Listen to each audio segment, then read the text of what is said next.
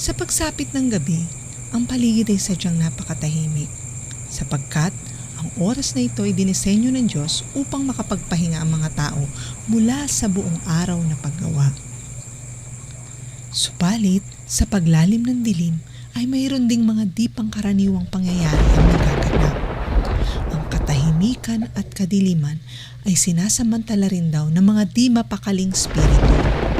Mga spirito daw ng mga namayapa na ang karamihan sa kanila ay naghahanap daw ng hustisya sa hindi makatarungang pagkamatay.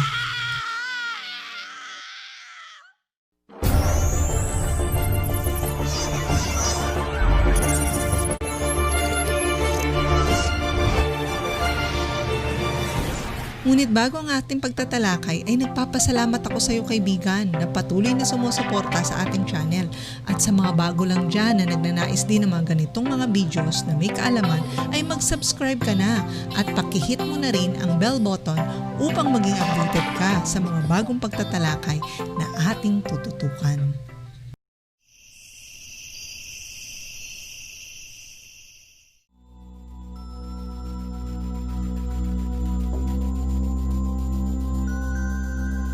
Mga kakaibang pakiramdam, mga kakaibang tunog, mga kakaibang nakikita. Isang magandang araw o gabi sa iyo kaibigan.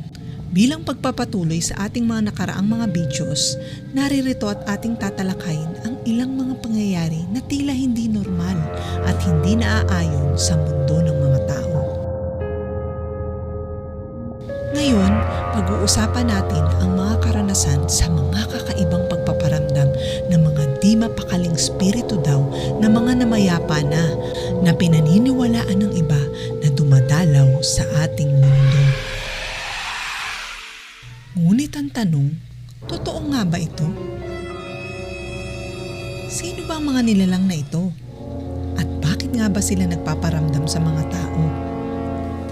Kaibigan, maaring mayroon kang karanasan patungkol dito.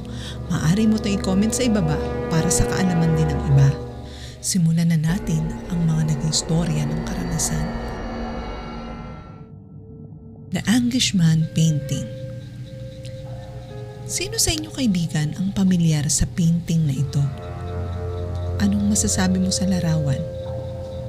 Ang salitang Angish ay nangangahulugang paghihirap at yan ang makikita natin na emosyon sa larawang ito.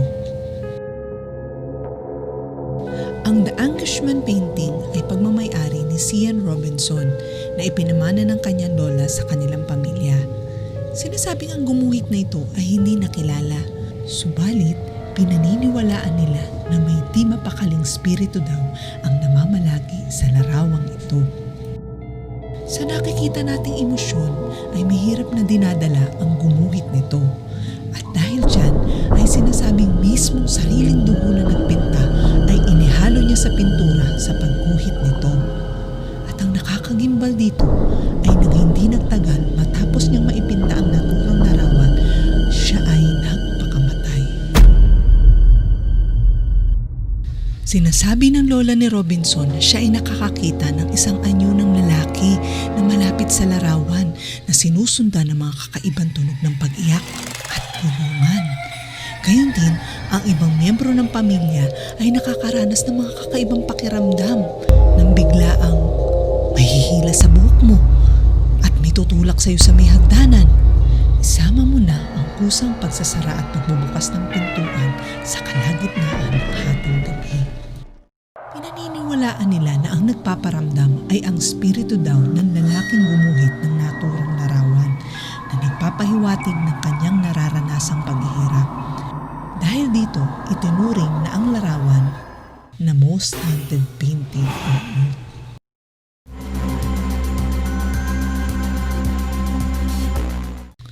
Robert, the Evil Doll. Marahil kaibigan ay alam mo na ang storya ng Conjuring, isang mapagkunwaring nilalang, at ito'y mahalin tulad sa istorya ng manikang ito.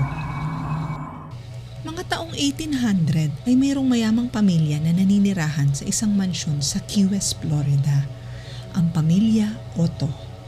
Meron din silang anak na batang lalaki na ang pangalan ay Robert Eugene Otto At ang bata ay ikinuha nila ng tagapag-alaga na sinasabing siyang nagbigay ng naturang manika. Ang manika ay may sukat na 3 pulgada na sinlaki ng isang maliit na bata. Ito ay pinangalanan din ng bata na Robert katulad sa kanya. At ang bata ng kalaunan ay nagpatawag na sa pangalang Jean. Wala namang kakaiba sa manika na si Robert. Palagi itong kasama ng kanilang anak na si Jean at madalas din na kinakausap kapag sila ay naglalaro. Subalit, nagsimula ang pagdududa ng pamilya ng isang hating gabi. Ay nagising sila dahil sa isang malakas na sigaw ni Jean na nasa sarili nitong kwarto. Laking gulat ng mag-asawa nang makita ang loob ng kwarto na sobrang gulo at nakabaliktad ang mga lamesa, kabinet at upuan. Tinanong nila ang bata kung anong nangyari at sinabi lang nito na si Robert ang gumawa noon.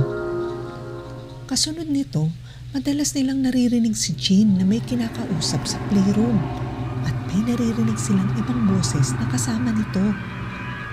Marami pang mga kakaibang pangyayari ang naganap at madalas na itinuturo ng bata na si Robert ang dahilan nito.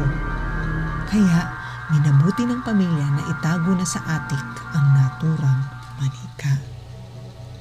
Hindi pa dito nagtatapos ang kwento, kaibigan. Nang mamatay si Robert noong 1974 ay ibinenta ng naturang mansyon kasama ang mga gamit dito, pati na ang manika na nasa attic. Dahil ang bagong may-ari ay may anak na babae ay nagustuhan nito ang manika at naging parte na ng kanilang paglalaro. Di katagalan ay nagsimula na naman ang mga hindi maipaliwanag na pagpaparamdam. Sa kalagitnaan ng gabi ay umiiyak ang batang babae at takot na takot. Madalas na itong itinuturo ang manika na nananakit sa kanya at naglalakad sa loob ng kanilang kwarto. Nang katagalan, ang espiritu sa manika ay lubos nang nagparamdam.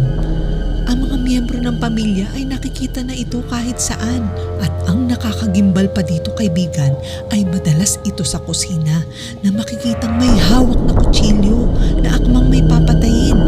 Kaya dahil dito, tinugurean si Robert na isa sa most haunted doll noon.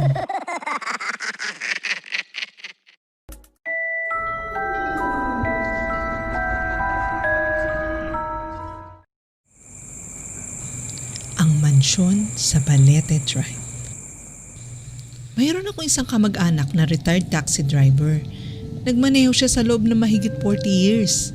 Nagsimula siya noong mga taong 1960 at maluwag pa daw ang Maynila noon.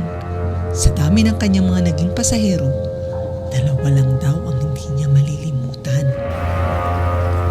Isang madilim at maulan na hapon noong 1965, nagmamaneho ang aking tiyo patungong Aurora Boulevard. Sa daan, di umano'y may nakita siyang tila isang pares na mukha namang mag-asawa na nakatayong tila naghihintay sa isang waiting shed. Pumara ang aking tiyo at ibinaba ang bintana ng sasakyan. "Taxi, sir?" sabi niya, ngunit hindi umimik ang dalawa. Inisip tuloy na aking tiyo na baka pipi ang dalawa kaya hindi makapagsalita.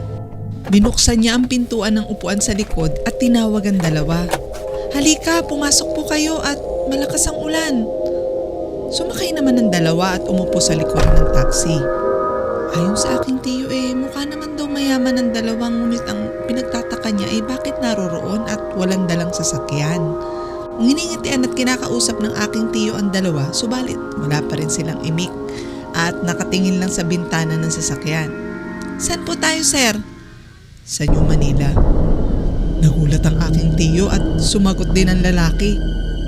Ngunit sa hindi maipaluwanag na dahilan ay bigla na lang daw siyang ninervyos nang marinig ang mababang boses ng lalaki. Kaya't hindi na siya muling nagsalita pa. Umuoo lang naman daw ang lalaki sa tanong ng aking tiyo patungkol sa direksyon o kung saan sila liliko hanggang sa makarating sila sa isang malaking bahay sa Balete Drive. Saglit na tumingin ang aking tiyo sa kanyang metro at, "Sir, ano po? Nagulat siya nang makitang walang taong nakasakay sa likod ng kanyang sasakyan. Hinagilap niya ng tingin ng kalye at paligid. Wala siyang makita. Nagtataka nga siya kung paanong nakalabas ang dalawa gayong nakalak naman ang mga pintuan ng sasakyan.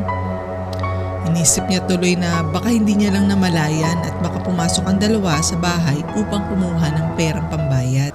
Dumating ang halos 20 minutos na siyang naghihintay kaya't naisipan niya na kumatok na sa gate ng malaking bahay. Tao po! Tao po! Yung taxi driver po! Walang sumasagot hanggang sa naisipan niya na magtanong sa gwardiya sa kabilang bahay. Boss, kilala niyo po ba yung nakatira sa malaking bahay na yan? Tiningnan siya ng gwardiya na parang namamangha. Walang nakatira dyan. Ha? Hindi maaari. May hinatid akong 2 pasahero. Ay, huminga ng malalim ang gwardiya at sinabihan ng aking tiyong ditong-dito. Pre, matagal nang walang nakatira dyan. Dati may mag-asawang nakatira dyan pero pinasok sila ng magnanakaw at parehong pinatay. Ano? Ang mga karanasang ito ay base sa mga totoong pangyayari at sadyang nakakagimbal. Ngunit ano na nga ba ang ilang katotohanang bumabalot sa mga misteryong ito? Ngayon kaibigan ay pagsamahan nating sagutin ang mga katanungang nabuo. Una, totoo nga ba ito? Ikalawa, sino nga ba ang mga nilalang na ito? At ang ikatlo, bakit nga ba sila nagpaparamdam sa tao? Ang mga pangyayari na ating natunghayan ay hindi nagaganap sa pisikal na kalalagayan, kundi ito ay sa espiritual na dimensyon. Base sa aking pananaliksik ay ito ang kasagutan ng Biblia sa misteryong ito. Hebreo 9:27. At kung paanong itinakda sa mga tao ang mamatay na minsan at pagkatapos nito ay ang paghukom. Ang tao pala ay nakatakda na mamatay bilang hangganan ng kanyang pisikal na buhay. Ngunit pinahayag din na matapos mamatay ng isang tao ay agad siyang huhukuman base sa kanyang naging buhay dito sa mundo. At matapos nito, ang kanyang spirito ay agad natutungo sa lugar na dapat niyang kalagyan at hindi na muling makakaalis doon magpakailanman. Isaiah 14:12-14. O maningning na bituin sa umaga, anak ng bukang ni Wayway, bumagsak ka rin sa lupa at nahulog mula sa langit, ikaw na nagpasuko sa mga bansa. Ang maningning na tala ay ang orihinal na kahulugan ng pangalan ni Satanas. Siya ay nagkasala ng malaki sa Diyos at nagnanais siya na higitan pa ang kapangyarihan ng Panginoon, kaya't nanghimok pa siya ng ibang mga anghel upang maging kampo niya. Kaya dahil dito, sila ay itinapon sa lupa mula sa langit bilang kaparusahan. Subalit, hindi sila inalisan ng kanilang kapangyarihan. 1:10-10. Dumarating ang magnanakaw para lamang magnakaw, pumatay at manira. Naparito ako upang ang mga tupa ay magkaroon ng buhay, buhay na masaganang lubos. Hanggang ngayon ay naglalayo ng dyablo na si Satanas na manira at mangwasak ng buhay ng tao.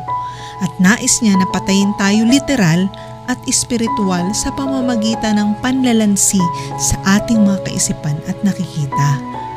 Dahil nais niya na hindi tayo makarating sa piling ng Diyos, may kapangyarihan siyang maghatid ng takot sa atin na ginagawa niya sa pamamagitan ng pagpapakita ng mga spirito na animoy kamuka ng ating mga kakilalang yumauna. Nakakapaghatid ito ng takot at pangamba. Subalit, malinaw na ipinapaliwanag ng Biblia na ito ay hindi ang mga namatay na tao, kundi ito ay ang mga kampo ng dyablo na sadyang mapanlinlang.